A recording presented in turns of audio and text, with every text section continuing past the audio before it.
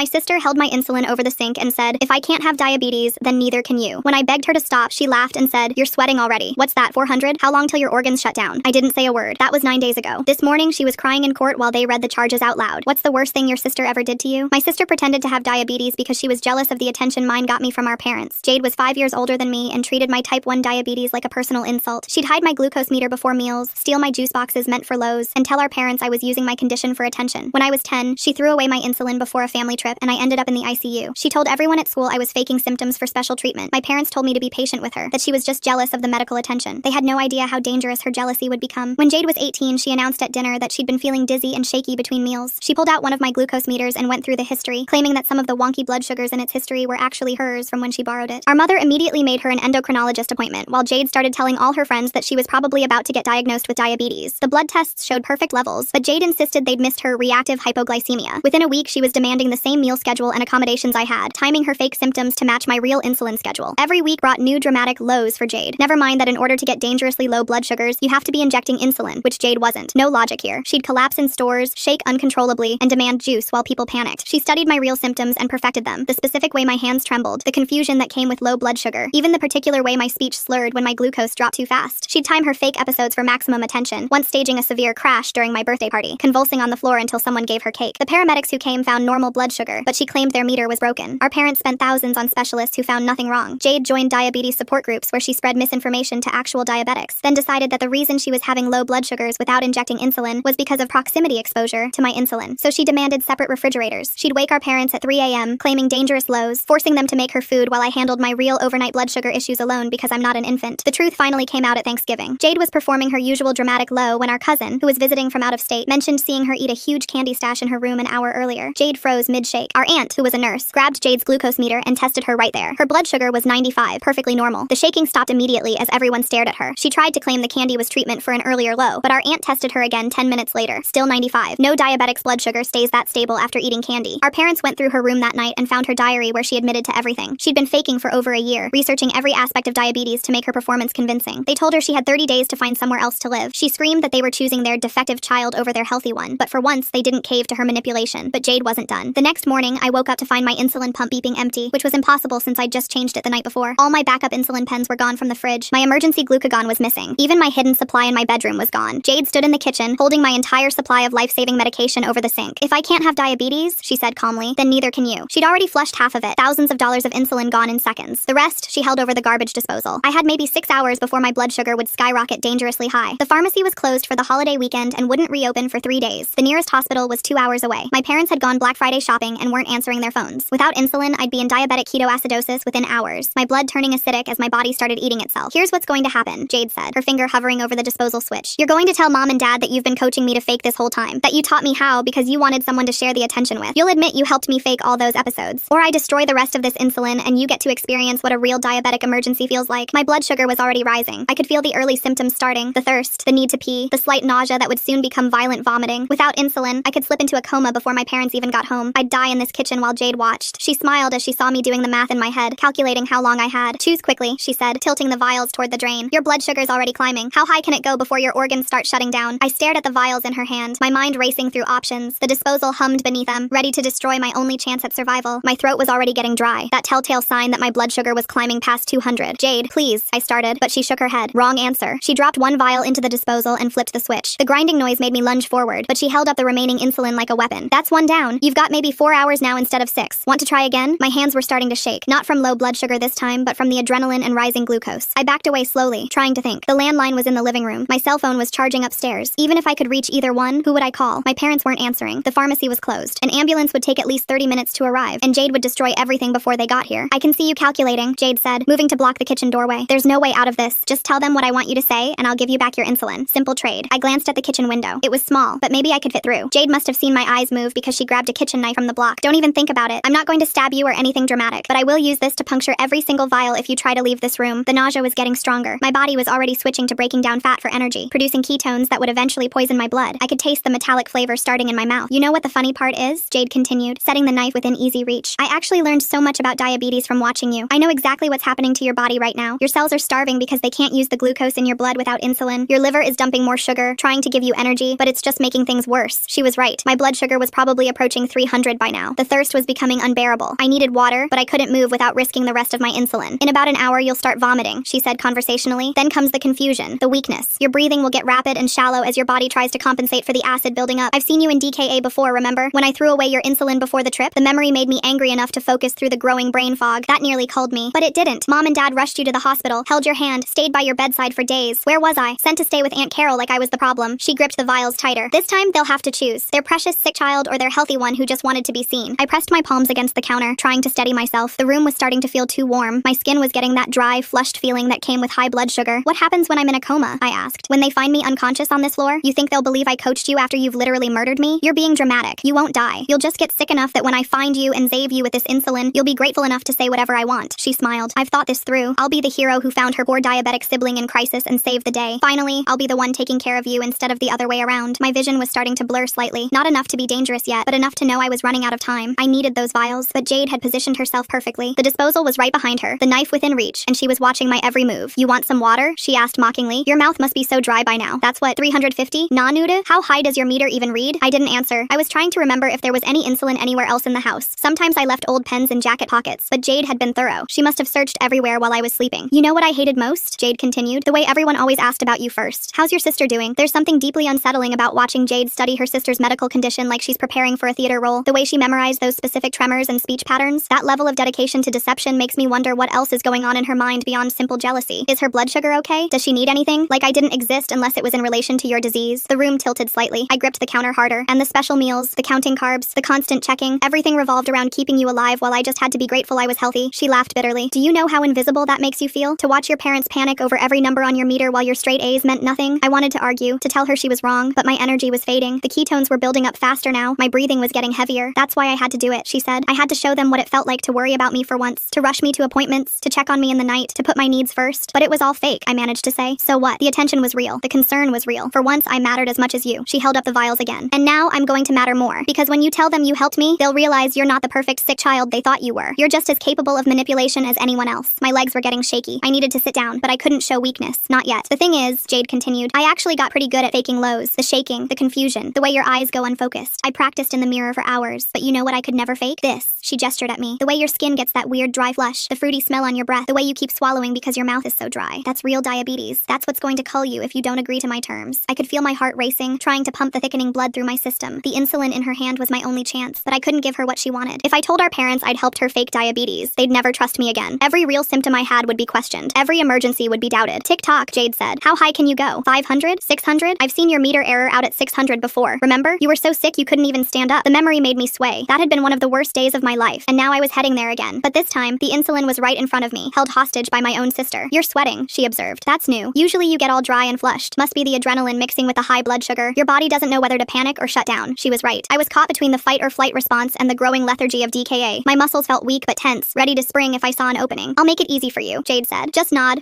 yes, and I'll hand over one vial. Enough to get you through until you can properly agree to my terms. Otherwise, she moved her hand toward the disposal again. The grinding sound from earlier echoed in my memory. Thousands of dollars of life-saving medication destroyed in seconds. I thought about all the diabetics who rationed insulin because they couldn't afford it, and here was my sister destroying it out of spite. You're thinking too hard, she said. This isn't a logic puzzle. It's simple. Your life or your reputation. What matters more? Everything was starting to feel distant, like I was watching the scene from outside my body. That was a bad sign. Severe DKA could cause confusion, delirium, even hallucinations. I needed to act before I lost the ability to think clearly. One nod, Jade pressed. That's all. Just move your head down and up, and this nightmare ends. But I knew it wouldn't end. Even if I agreed. Even if I told our parents the lie she wanted. Jade would hold this over me forever. Every time she wanted something, she'd threaten to tell the truth. Or worse, she'd do this again. I'd spend my life at her mercy, never knowing when she might steal my insulin and watch me suffer. You're running out of time, she said. I can see it in your eyes. They're getting that glassy look. How long before you can't even understand what I'm saying? The kitchen felt like it was spinning slowly. I tried to focus on her face, but it kept sliding in and out of clarity. My breathing was definitely faster now, my body trying desperately to blow off the excess acid building up in my blood. This is what you put mom and dad through every time you have a crisis, Jade said. This fear, this helplessness. Except they can't fix it by just nodding. They have to watch you suffer and hope the insulin works in time. I wanted to explain that I never chose this, never wanted to scare them, but my tongue felt thick and clumsy. The words wouldn't come out right. Last chance, she said, raising the vials. Nod now, or I flush the rest. I calculated my options while fighting the growing fog in my brain. The kitchen clock showed 8:47 a.m. My parents wouldn't be back from Black Friday shopping until at least noon. 3 hours. My blood sugar was climbing past 400 now, judging by the symptoms. The metallic taste grew stronger with each swallow. Jade noticed my glance at the clock and smiled wider. She moved the vials closer to the disposal, letting them clink against the metal rim. The sound made my stomach clench. Each vial represented days of life, and she held them like toys. toys. My legs buckled slightly. I caught myself on the counter, but Jade saw the weakness. She leaned forward, studying my deteriorating condition with fascination. Her research had taught her well. She knew exactly what was happening inside my body. The need for water became overwhelming. My tongue stuck to the roof of my mouth. I tried to moisten my lips, but there was no saliva left. Jade noticed this too. She walked to the cabinet, pulled out a glass, and filled it with cold water from the tap. She drank slowly, maintaining eye contact the entire time. I made a decision. Lunging wasn't an option anymore. My reflexes were too slow, my muscles already weakening from dehydration, but I could still think, at least for now. I nodded once, just enough for her to see. Jade's eyes lit up with triumph. She set down the water glass and picked up one vial, examining it like a prize. Then she shook her head and laughed. The vial went back with the others. She explained that a nod wasn't enough. She wanted to hear me practice the story first. Every detail had to be perfect. How I supposedly taught her to fake symptoms, how we planned it together, how I helped her research diabetes to make her performance convincing. She wanted me to rehearse until it sounded natural. My vision swam. The kitchen tiles beneath my feet seemed to ripple. I gripped the counter harder, fingernails digging into the laminate. The effort of standing was becoming monumental. My body was eating itself, breaking down muscle and fat for energy it couldn't use. Jade pulled out her phone and started recording. She wanted video evidence of my confession, proof that I was coherent and speaking voluntarily. She positioned the phone on the counter, adjusting the angle to capture both of us. I opened my mouth to speak, but only a croak emerged. My throat was too dry. Jade sighed dramatically and slid the water glass across the counter. I grabbed it desperately, gulping down the entire contents. The relief was momentary. Within seconds, the thirst returned worse than before. She demanded I start talking. I began stammering through her fictional narrative, but my words slurred together. The brain fog was thickening. Simple sentences became complex puzzles. Jade grew frustrated with my performance. She made me start over twice, each time threatening the insulin when I stumbled. The nausea hit suddenly. I doubled over, dry heaving into the sink. Nothing came up but bile. My stomach had been empty since dinner the night before. Jade stepped back in disgust, but kept filming. She narrated my symptoms to the camera, documenting my decline like a science experiment. When the heaving stopped, I slumped against the counter. My legs shook uncontrollably. Not the practiced tremor of hypoglycemia, but the weakness of a body shutting down. I slid to the floor, back against the cabinets. The cool tiles felt good against my feverish skin. Jade crouched down to my level, keeping the insulin vials visible. She reminded me that we weren't done. The confession needed to be complete and convincing, but forming coherent thoughts was becoming impossible. Words floated away before I could grasp them. She grew impatient with my deteriorating speech. Standing up, she paced the kitchen, muttering about timing. She needed me functional enough to confess, but sick enough to be grateful. The window was narrowing. She checked her phone, calculating when our parents might return. I tried to stand, but my legs wouldn't cooperate. The room spun violently. I closed my eyes, but that made the nausea worse. My breathing had become rapid and shallow, my body trying to expel the building acid through my lungs. Each breath felt insufficient. Jade noticed my breathing pattern and nodded knowingly. She'd studied this too. Small respirations, she announced proudly. Deep, labored breathing that meant the acid levels were becoming critical. She estimated I had maybe an hour before consciousness became questionable. The confession attempt resumed. She coached me through the words, but my responses were increasingly incoherent. Frustration flashed across her face. Her perfect plan required my cooperation, but my body was failing faster than she'd anticipated. She decided on a new approach. Grabbing a notepad from the drawer, she wrote out the confession herself. All I had to do was copy it in my own handwriting. She thrust the pen at me, but my hands shook too badly to grip it properly. The pen clattered to the floor. My vision tunneled. Dark spots danced at the edges. Jade's switching from jealous sister to part-time doctor is quite the career change. Studying symptoms like she's preparing for medical school instead of just regular old blackmail. I blinked hard, trying to clear them, but they multiplied. Jade's face blurred into an indistinct shape. Her voice sounded distant, like she was speaking from another room. She slapped my face lightly, trying to restore focus. The contact felt strange, disconnected from my body. She was losing her window. If I passed out before confessing, her leverage disappeared. She'd have to give me the insulin or risk me dying, which would ruin everything. The next wave of nausea was violent. This time, my stomach found something to expel. The bile burned my throat. Jade jumped back, cursing. She grabbed paper towels, throwing them at me in disgust. The smell made the nausea worse. She announced a new plan. If I couldn't speak or write, she'd accept a video of me nodding along as she told the story. Simple yes movements to her questions. She repositioned the phone and started recording again, but even nodding was becoming difficult. My neck muscles felt weak, unable to support my head properly. It lolled to one side. Jade grabbed my chin, forcing me to look at the camera. Her touch felt hot against my clammy skin. The questions began. Did I help her fake diabetes? A weak nod. Did I teach her the symptoms? Another nod. But my movements were so small, so uncertain, that even Jade could see they wouldn't convince anyone. She needed me more coherent. She made a decision. Opening one vial, she drew up a tiny amount of insulin in a syringe. Not enough to save me, just enough to stabilize me temporarily. She'd give me small doses, keeping me functional but dependent. Control through chemistry. The needle approached my arm. I tried to pull away but lacked the strength. Then a sound made us both freeze. A car door slammed outside. Jade rushed to the window, peering through the blinds. Our elderly neighbor, Mrs. Beaufort, was getting her morning paper. Jade watched until Mrs. Beaufort went back inside. The interruption had rattled her. She hadn't considered that others might notice something wrong. The neighborhood was usually quiet, but people were home for the holiday weekend. She returned to find me slumped further down the cabinets. My breathing was more labored, each inhale a conscious effort. The insulin in her hand represented salvation, but she hesitated. Once she gave me any, she'd lose some control. Instead, she tried another tactic. She reminded me of all the times I'd gotten attention for my diabetes. Every hospital visit, every concerned teacher, every special accommodation. She listed them like crimes, building her case for why she deserved to fake the same condition. Her words faded in and out of my consciousness. I caught fragments about fairness, about being seen, about years of invisibility. But understanding required energy I didn't have. My body was conserving resources for basic survival. The doorbell rang. We both startled. Jade's eyes went wide with panic. She hadn't expected anyone. Through the kitchen window, I could see a delivery truck. The driver stood at our front door with a package. Ringing again. Jade had to answer or risk suspicion. She quickly hid the insulin vials in her pocket and pointed the knife at me, a silent warning to stay quiet. Then she composed herself and walked to the front door. I heard muffled conversation. The driver needed a signature. Jade's voice sounded artificially cheerful, thanking him for working the holiday. The door closed. Her footsteps returned, quick and agitated. She found me trying to crawl toward the landline phone in the living room. I'd made it maybe 3 feet. My arms shook with the effort. She grabbed my ankle, dragging me back to the kitchen. The movement made my vision go white. Anger replaced her earlier calm. The interruption had shown her how precarious her plan was. Anyone could show up. Our parents might return early. A neighbor might notice something wrong. She needed to finish this quickly. She pulled out all the remaining vials, lining them up on the counter. One by one, she named what each meant. This one was for the birthday party she ruined. This one for the family vacation that became about my medical needs. This one for every time Mom checked on me at night instead of her. The disposal hummed to life. She held the first vial over it, watching my face. But I could barely focus on her anymore. The room had taken on a dreamlike quality. Nothing felt real except the burning in my veins and the desperate need for air. She dropped the vial. The grinding sound lasted seconds. Thousands of dollars of medication destroyed. She picked up the next one, then the next. Each destruction accompanied by another grievance. Another moment she felt overlooked. Only 2 vials remained. My body convulsed, muscles cramping from dehydration and electrolyte imbalance. The pain cut through the fog momentarily. Jade watched with clinical interest. She'd never seen this symptom in her research. Real suffering looked different than performance. She knelt beside me again, holding the last 2 vials. Her offer had changed. She no longer needed a full confession, just agreement that I'd stay quiet about what she'd done, let her tell whatever story she wanted. In exchange, I'd get enough insulin to survive. I tried to process her words, but thoughts scattered like smoke. My brain was starving for glucose it couldn't access. Neural pathways misfired. Reality fractured into disconnected moments. Jade's face, the vials, the knife, the ticking clock. She grabbed my shoulders, shaking me. My head flopped uselessly. She was losing me, and she knew it. The careful timing of her plan was falling apart. She'd underestimated how quickly DKA progressed, how violent the body's breakdown could be. A new sound. My phone ringing upstairs. The ringtone I'd assigned to Mom. It rang 4 times, then went to voicemail. Jade's face showed real fear now. If our parents were trying to reach us, they might come home early. She made a desperate decision. Drawing up insulin from 1 vial, she prepared a proper dose. Not the tiny amount from before, but enough to actually help. She'd give me this shot, stabilize me, then force the agreement when I was coherent. The needle went into my arm. Cold insulin entering dying tissue. It would take time to work, maybe 20 minutes before any improvement. Jade sat back to wait, keeping the last vial as insurance, but she'd miscalculated again. The doorbell rang once more. This time, the voice calling through the door was familiar. Mrs. Beaufort, asking if everything was okay. She'd seen the delivery driver leave quickly, noticed our parents' car was gone, worried about us being alone. Jade froze. Mrs. Beaufort was persistent, the kind of neighbor who baked cookies and checked on everyone. She wouldn't leave easily. Her voice carried through the door, mentioning she'd brought leftover pie from Thanksgiving. I tried to call out, but only managed a weak moan. Jade clamped her hand over my mouth, her palms sweaty with panic. Mrs. Beaufort knocked again, harder this time. She announced she was getting worried and might call our parents. That threat mobilized Jade. She couldn't have Mrs. Beaufort calling our parents, alerting them to come home. She stood, smoothing her hair, and walked to the door. Her voice shook slightly as she explained we were fine, just sleeping in. Mrs. Beaufort wasn't convinced. She asked to see me specifically, mentioning she knew about my diabetes and worried when she didn't see me outside like usual. Jade made excuses, but Mrs. Beaufort's tone grew more concerned. The conversation stretched on. I could hear the suspicion creeping into Mrs. Beaufort's voice. Jade was talking too fast, over-explaining. The insulin was starting to work, clearing my thoughts marginally. I needed to make noise, any noise. I knocked over the water glass. It shattered on the tile floor. The sound was unmistakable. Mrs. Beaufort's voice rose, demanding to know what that was. Jade claimed I'd dropped something in the kitchen, that everything was fine, but Mrs. Beaufort had raised 3 children. She knew when something was wrong. She announced she was calling 911 if Jade didn't open the door fully and let her see me. The threat was real. Mrs. Beaufort didn't bluff. Jade returned to the kitchen, frantic. Her plan was crumbling. She couldn't let Mrs. Beaufort call for help, but she also couldn't let her see me like this. She grabbed the last insulin vial, holding it like a bargaining chip. She hissed that I had one chance. Tell Mrs. Beaufort I was fine, just feeling sick from something I ate. Make her leave. If I said anything else, she'd destroy the last vial and disappear before help arrived. I'd be left to explain everything while dying. The insulin was working slowly. My thoughts were less scattered, though my body remained weak. I could hear Mrs. Beaufort threatening to use the spare key she had for emergencies. Our parents had given it to her years ago. Jade pulled me to my feet, supporting most of my weight. We stumbled to the front door together. She whispered final threats in my ear. One wrong word, and the last vial would be gone. She'd claim I'd destroyed my own insulin in a fit of anger. The door opened partially. Mrs. Beaufort's worried face appeared in the gap. Her eyes immediately found mine, taking in my pale skin, labored breathing, and obvious distress. Her expression hardened with concern. I opened my mouth. The words that came out surprised everyone, including me. I asked Mrs. Beaufort if she still had any of that special tea from her garden, the one that helped with nausea. My voice was weak but clear enough. Mrs. Beaufort's eyes narrowed. She'd known me since I was 5. She knew I hated tea, especially her bitter herbal concoctions, but she played along, saying she'd go get some right away. She'd be back in 5 minutes. Jade started to close the door, relieved, but Mrs. Beaufort's foot blocked it. She looked directly at me and asked if I'd checked my blood sugar recently. A simple question, but loaded with meaning. She knew the signs of diabetic crisis. Mrs. Beaufort coming in with the pie and the detective skills is like watching someone's grandma turn into Sherlock Holmes. She knows that fake "we're fine" voice from 3 blocks away. I nodded, lying that it was fine. But my hand moved to my pocket, where I always kept my glucose meter. The gesture was subtle but deliberate. Empty pocket, no meter. Mrs. Beaufort's face changed. She understood. She announced loudly that she'd get the tea and call my parents to let them know I wasn't feeling well. Jade protested, but Mrs. Beaufort was already walking away, moving faster than her 70 years should allow. She knew something was terribly wrong. Jade slammed the door. Rage replaced her earlier calculation. Everything was falling apart. She had minutes before Mrs. Beaufort either called 911 or our parents, maybe both. The game was over. She dragged me back to the kitchen, shoving me against the counter. The last vial came out of her pocket. She held it over the disposal one final time. If she was going down, she'd take me with her. her. Mutual destruction rather than defeat. But the insulin was working more now. My mind was clearing enough to think tactically. I reminded her that destroying the last vial meant she'd have to explain my death. No story would cover that. She'd go to prison. Real prison. Not just family consequences. She hesitated. I pressed on, words coming easier now. If she gave me the insulin, I'd tell everyone I'd accidentally destroyed my supply. A stupid mistake while half asleep. She could confirm the story, be the hero who helped me through the crisis. Our parents would forgive her previous lies in light of her help. The offer hung between us. Jade calculated rapidly. She could hear Mrs. Beaufort's voice outside, probably on her phone already. Time was running out. Either she committed to destroying me completely, or salvaged what she could. Sirens in the distance, faint but growing louder. Mrs. Beaufort hadn't waited. Help was coming. Jade's window for deciding was closing with each second. She looked at the vial, then at me, then at the door. She made her choice. The vial flew across the room, smashing against the wall. Glass shards and precious insulin splattered across the floor. The last of my salvation destroyed in a moment of spite. Jade smiled coldly. If she couldn't win, neither of us would. But I smiled back, because during our struggle, while she'd been distracted by Mrs. Beaufort, I'd done something she hadn't noticed. The syringe she'd used earlier, the one with the partial dose, had rolled under the counter. I'd grabbed it while she dragged me to the door. There was still insulin in it. Not much, maybe 2 units, but enough to keep me alive until help arrived. I'd hidden it in my waistband, waiting. Now, as sirens grew louder, I pulled it out and injected the remaining dose. Jade's face went white. She hadn't destroyed everything after all. Her final act of cruelty had failed. She ran for the back door, but it was too late. Red and blue lights were already flashing through the windows. Mrs. Beaufort had given them our address. Paramedics burst through the front door. Mrs. Beaufort right behind them with her spare key. They found me on the kitchen floor, conscious but weak, surrounded by broken glass and destroyed medical supplies. Jade stood frozen by the back door, caught between fleeing and facing consequences. The next minutes blurred together. Paramedics checking vitals, starting IV lines, administering emergency dextrose, police officers arriving, taking in the scene, Mrs. Beaufort explaining what she'd witnessed, Jade trying to spin stories that fell apart under basic questioning. My blood sugar stabilized slowly. The immediate danger passed, though I'd need hospital monitoring. As they loaded me onto a gurney, I heard Jade telling officers I'd destroyed my own insulin during an argument, but the evidence told a different story. The knife she'd threatened me with still lay on the counter. The video she'd recorded on her phone showed my deteriorating condition and her demands. The destruction in the kitchen, the glass shards with insulin residue, all painted a clear picture of what had transpired. Our parents arrived as the ambulance prepared to leave. Mom's face went from confusion to horror as officers explained what they'd found. Dad stood silent, processing how badly they'd misread the situation. They'd enabled Jade's jealousy until it nearly culled me. The hospital room smelled like disinfectant and stale coffee. I watched the IV drip steadily into my arm, each drop carrying the insulin my body desperately needed. The paramedics had stabilized me in the ambulance, but the doctors wanted to monitor me for at least 24 hours. My blood sugar readings showed the violent swings from the past few hours, evidence of how close I'd come to diabetic coma. Mom sat in the chair beside my bed, her face puffy from crying. She'd been apologizing nonstop since arriving at the hospital, but I was too exhausted to respond. Dad paced by the window, occasionally stopping to stare at the parking lot below. Neither of them had mentioned Jade's name since the police took her away. A nurse came in to check my vitals. She adjusted the insulin drip based on my latest glucose reading, then left us in silence again. The steady beeping of monitors filled the void where conversation should have been. My throat still felt raw from the vomiting, and every muscle ached from the severe dehydration. Mrs. Beaufort appeared in the doorway, holding a small potted plant. She'd changed out of her morning robe into proper clothes, but her face still showed the strain of the morning's events. Mom stood to hug her, fresh tears starting. They spoke in hushed tones near the door while I pretended to sleep. The detective arrived an hour later. He was younger than I expected, with kind eyes and a gentle manner. He pulled up a chair and asked if I felt well enough to give a statement. Mom started to protest, but I nodded. The story needed to be told while the details were fresh. I walked him through everything, from discovering my empty insulin pump to Jade's final destructive act. He took notes carefully, occasionally asking for clarification. When I mentioned the video Jade had recorded on her phone, he made a special note. That evidence would be crucial. The detective explained what would happen next. Jade was being held on charges of reckless endangerment and destruction of property. The value of the destroyed insulin alone made it a felony. Combined with the deliberate withholding of life-saving medication, she faced serious consequences. He asked if I wanted to press charges. I looked at my parents, saw their devastated faces, and nodded again. After he left, the silence returned heavier than before. Dad finally stopped pacing and sat in the other chair. He reached for my hand, squeezing it gently. His calloused fingers trembled slightly. Mom moved to sit on the bed's edge, careful not to disturb the IV line. They told me about finding Jade's diary months ago, but dismissing it as teenage dramatics, about the warning signs they'd ignored, choosing to believe her performances rather than face the ugly truth, about how they'd failed both their daughters in different ways. Their words came out jumbled, interrupted by tears and long pauses. A social worker visited next. She was older, with gray hair pulled back in a practical bun. She asked about my home situation, whether I felt safe returning there. The question seemed absurd after everything, but I understood the protocol. She left pamphlets about family counseling and support groups for families dealing with medical abuse. The endocrinologist arrived for evening rounds. Dr. Rollin had been my doctor since diagnosis, and her familiar face brought unexpected comfort. She reviewed my chart, adjusting my insulin regimen to account for the trauma my body had endured. She mentioned that stress could affect my blood sugar control for weeks, requiring closer monitoring. Night fell outside the window. The hospital cafeteria had long since closed, but Dad found vending machines somewhere. He returned with an armload of snacks, desperate to do something helpful. I managed a few crackers, my stomach still unsettled from the day's ordeal. Mom's phone rang constantly. Family members had heard something was wrong. She stepped into the hallway to field calls, her voice muffled through the door. I caught fragments about Jade, about charges, about not knowing what would happen next. Each conversation seemed to drain more energy from her. The night nurse was different, older and more businesslike. She checked my blood sugar every 2 hours, pricking my fingers with practiced efficiency. The numbers were stabilizing slowly, my body gradually returning to its normal patterns. She brought extra blankets without being asked, recognizing the bone-deep chill that came after severe DKA. I dozed fitfully between blood sugar checks. Every Every time I closed my eyes, I saw Jade holding those vials over the disposal. The grinding sound echoed in my dreams. I'd wake gasping, convinced my insulin pump was beeping empty again. Mom would squeeze my hand, reminding me where I was. Morning brought new doctors, new discussions about discharge planning. The psychiatrist was required after what they classified as a traumatic event. She asked careful questions about my mental state, screening for post-traumatic stress. I answered honestly about the nightmares, the anxiety about my insulin supply, the fear that hadn't quite faded. Physical therapy came next. The severe dehydration had left me weaker than expected. The therapist helped me walk the hospital corridors, building strength back gradually. My legs shook with each step, muscles protesting after their ordeal. She assured me this was normal, that recovery would take time. The pharmacy delivered my new insulin supply directly to the room. The pharmacist went through each vial with me, verifying the prescription and expiration dates. Mom watched anxiously as I checked each one, her hand hovering near the bag like she could protect it through proximity. Dad asked about getting a lockbox for home storage. Really makes me wonder what Jade's telling herself right now in that holding cell while her family picks up the pieces of her mess. The way she just ran when the sirens came says everything about how much planning really went into this whole scheme. Discharge planning began after lunch. The case manager discussed follow-up appointments, emergency protocols, and safety planning. She mentioned that Jade wouldn't be allowed near me once released on bail, that a restraining order was already in process. The words felt surreal, like we were discussing a stranger instead of my sister. Mrs. Beaufort returned that afternoon with homemade soup. She'd been cooking all morning, she said, needing something to do with her hands. She sat with Mom while I sipped the broth, the two women finding comfort in shared silence. Before leaving, she pressed a spare key into Mom's hand, insisting we keep it for emergencies. The insurance coordinator arrived with paperwork. The destroyed insulin would be covered under our policy's emergency replacement clause. She walked us through the forms, explaining coverage for the hospital stay and follow-up care. Dad asked about counseling coverage, his voice carefully neutral. My regular insulin pump needed replacing after the trauma. The diabetes educator brought a new one, going through the setup process methodically. My hands shook as I primed the tubing, muscle memory warring with fresh trauma. She was patient, letting me work through each step at my own pace. Evening brought more visitors. My aunt arrived from 2 states away, having driven all day after Mom's call. She hugged me carefully, mindful of the IV, then turned to my parents with less gentleness. I heard heated whispers in the hallway, accusations about enabling Jade, about ignoring warning signs. The night shift arrived again. Different nurses this time, but the same routine of blood sugar checks and vital signs. I slept better, exhaustion finally overwhelming anxiety. The nightmares were still there, but less vivid, my mind beginning to process the trauma into manageable pieces. The second morning brought discharge papers. Dr. Rollin did a final examination, pronouncing me stable enough for home care. She adjusted my insulin ratios again, accounting for the stress hormones still flooding my system. She scheduled follow-up appointments for the next week, wanting to monitor my recovery closely. The discharge nurse went through a lengthy checklist. Medications verified, follow-up appointments confirmed, emergency contact numbers updated. She had me demonstrate drawing up insulin and checking my blood sugar. Standard protocol, but suddenly weighted with new meaning. Mom watched every movement, as if memorizing the procedures herself. Dad had brought fresh clothes from home. Getting dressed felt strange after 2 days in a hospital gown. My jeans hung loose, the dehydration having stripped away water weight. The simple act of tying my shoes left me breathless, my body still recovering from its ordeal. The wheelchair ride to the exit was mandatory, hospital policy regardless of my protests. Dad pulled the car around while Mom gathered the accumulated belongings. Flowers from relatives, get-well cards from neighbors who'd heard the news, the untouched pamphlets about family counseling. The drive home was silent except for the radio playing softly. I sat in the back seat, watching familiar streets pass by. Everything looked the same but felt different, like returning to a foreign country. Mom kept turning to check on me, her seatbelt straining with each movement. Our house looked exactly as we'd left it 3 days ago. The Black Friday sale papers still sat on the kitchen table. Jade's coffee mug stood in the sink, unwashed. The normalcy felt obscene after everything that had happened. Dad immediately began gathering Jade's belongings from common areas, stuffing them into boxes. I stood in the kitchen doorway, unable to enter. The broken glass had been cleaned up, the insulin residue mopped away, but I could still see it all. The counter where I'd gripped for support, the sink where I'd vomited, the spot where I'd collapsed. Mom gently guided me to the living room instead. The lockbox arrived by delivery that afternoon. Dad installed it in my bedroom closet immediately, adding a combination lock for extra security. We loaded my insulin supply inside, counting each vial twice. He gave me the combination, made me practice opening it several times. Mom wrote it down and hid the paper in her jewelry box. My bedroom felt like a sanctuary and a prison simultaneously. Everything was exactly as I'd left it, but Jade's presence lingered. I found one of my old glucose meters in my desk drawer, one she must have missed during her search. The discovery made me shake uncontrollably until Mom held me steady. Dinner was takeout, nobody feeling up to cooking. We ate in the living room, abandoning the dining table where so many family dramas had unfolded. The food tasted like cardboard, but I forced it down, knowing my blood sugar needed the stability. Dad obsessively checked the nutrition information, calculating carbs with new intensity. The doorbell rang after dark. We all froze, the sound triggering fresh anxiety. It was just another neighbor, dropping off a casserole and expressing concern. Mom accepted it graciously while Dad and I remained hidden in the living room. The normalcy of suburban kindness felt jarring against our new reality. Bedtime brought new challenges. I checked my insulin supply 3 times before attempting sleep. Mom offered to stay in my room, but I declined. I needed to face this alone, to begin rebuilding my sense of security. She compromised by leaving both our doors open, promising to listen for any distress. Sleep came in fragments. I woke every few hours to check my blood sugar, the routine now tinged with paranoia. Each reading was normal, but I checked twice anyway. The insulin pump hummed softly on my nightstand, its familiar sound both comforting and triggering. Morning arrived with Mom already in the kitchen, preparing breakfast. She'd researched low glycemic recipes overnight, determined to help manage my diabetes better. Dad sat at the table with a notebook, writing down questions for the lawyer he'd contacted. The pretense of normal family breakfast felt forced but necessary. The pharmacy called to confirm my prescription refills were ready. Mom insisted on picking them up immediately, despite having just received the hospital supply. She returned with bags of supplies, enough insulin to last months. We added it all all to the lockbox. The growing stockpile a tangible comfort. Dr. Rollins' office called to confirm my follow-up appointment. The receptionist mentioned they'd added extra time to the slot, understanding this visit would involve more than routine diabetes management. Mom marked it on 3 different calendars, her anxiety manifesting in over-preparation. I spent the afternoon testing my blood sugar obsessively. Every slight symptom triggered panic. Was I thirsty because my sugar was high, or just dehydrated? Did my hands shake from low blood sugar or residual trauma? Mom finally hid my extra test strips, limiting me to the prescribed checking schedule. The detective called with updates. Jade had made bail but was staying with a friend across town. The restraining order was officially in place. He mentioned the prosecutor was taking the case seriously, given the life-threatening nature of her actions. Court dates would be scheduled soon. Dinner was another quiet affair. We developed a new routine already, eating in the living room to avoid the kitchen's memories. Dad had started researching home security systems, showing us options on his tablet. Motion sensors, cameras, alarm systems, anything to restore our sense of safety. The counselor called to schedule our first family session. Mom had reached out to several before finding one who specialized in medical trauma and family dysfunction. The first appointment was set for next week, giving us time to process the immediate crisis before diving into deeper issues. Night fell with its familiar anxieties. I'd checked the insulin supply twice more, despite knowing nothing had changed. Mom had started a log, documenting every vial's location and expiration date. Dad installed a baby monitor in my room, insisting it was just temporary, just until things felt normal again. The second night home was marginally better. I only woke twice to check blood sugars, only verified my insulin supply once. Mom appeared in my doorway during one check, wordlessly confirming she was still maintaining her vigil. We nodded at each other in the darkness, a silent acknowledgement of our new reality. Morning brought the beginning of routine. Breakfast, blood sugar check, insulin dose, recording everything in the logbook. Mom watched but didn't hover as much. Dad left for work reluctantly, calling twice before lunch to check in. The house felt emptier without his anxious presence. I ventured into the kitchen for the first time since returning home. The familiar space felt foreign, each surface holding invisible memories. Mom found me standing frozen by the sink, unable to move forward or back. She gently led me through making tea, reclaiming the space one small action at a time. The mail brought medical bills and insurance paperwork. Mom sorted through them methodically, creating files for everything related to the incident. She'd already started the appeals process for the destroyed insulin, determined to have Jade's actions documented in every possible system. Mrs. Beaufort stopped by with more food and a listening ear. She shared stories of her own family struggles, normalizing our pain without minimizing it. Before leaving, she made us promise to use that spare key if we ever needed anything, day or night. Her fierce protectiveness brought Mom to tears again. The afternoon was dedicated to reorganizing my diabetes supplies. We created multiple emergency kits, strategically placed throughout the house. Each contained glucose tablets, a spare meter, and ketone testing strips. Dad labeled each one with bright red tape, making them impossible to miss. Dad turning into a security system expert while Mom becomes a meal prep champion shows how trauma makes everyone suddenly pick up new hobbies nobody asked. Dr. Rollins' follow-up appointment confirmed my physical recovery was progressing well. My blood sugar patterns were stabilizing, though still showing stress-related spikes. She adjusted my insulin ratios again and recommended continuous glucose monitoring for added peace of mind. The technology would alert us to dangerous trends before they became critical. The drive home was when Mom finally broke down completely. She pulled over, sobbing about failing to protect me, about enabling Jade's behavior, about the 1,000 small signs she'd ignored. I held her hand while she cried, both of us learning that healing would come in waves. Dad had dinner waiting, having left work early to cook. He'd made my favorite meal from childhood, trying to create new positive memories in our kitchen. We ate together at the dining table for the first time since the incident, reclaiming another piece of our home. Evening brought exhaustion, but also a strange peace. We'd survived another day. My blood sugars had stayed stable. The insulin remained safely locked away. These small victories felt monumental. Mom suggested watching a movie together, something light and distracting. Bedtime came with less anxiety. I checked my supplies only once, recorded my blood sugar normally. Mom kissed my forehead goodnight, a gesture she hadn't made since I was young. Dad double-checked the new alarm system before retiring. We were learning to feel safe again. The night passed peacefully. I woke only once, more from habit than need. My blood sugar was perfect, my insulin pump humming steadily. I lay in the darkness, listening to the familiar sounds of home, and felt something inside begin to unknot. Morning dawned with possibility. The trauma would always be there, woven into our family's fabric, but we were learning to live with it, to build new routines around the scars. Mom made breakfast without hovering. Dad left for work with only one check-in call planned. I sat at the kitchen table, the same spot where everything had started, and took my morning insulin without fear. The simple act felt like reclaiming power. Mom smiled at me across the table, hope beginning to creep back into her eyes. Life would continue, different than before, marked by new vigilance and hard-won wisdom, but continuing nonetheless. Well, folks, that's a wrap on our time together. Appreciate you letting me tag along and call out life's little plot twists. Always a good time. If you made it to the end, drop a comment. I love reading all your comments.